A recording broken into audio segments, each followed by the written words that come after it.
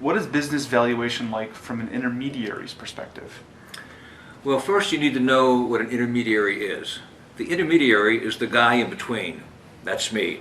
So in a typical case, you'll have a buyer and you'll have a seller.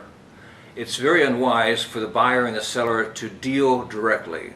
It's been said that a seller who represents himself in the sale of his own business is much like a lawyer who represents himself in court.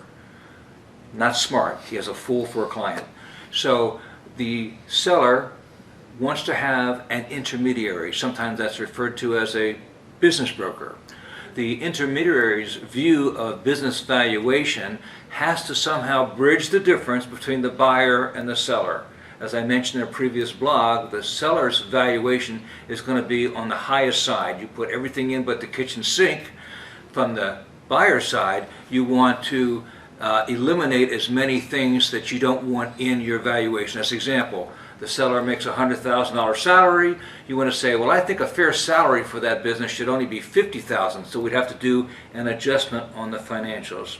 So the intermediary, the guy that's in between, has a different view of a business valuation than the buyer or the seller. He would be, in a sense, in between as an intermediary.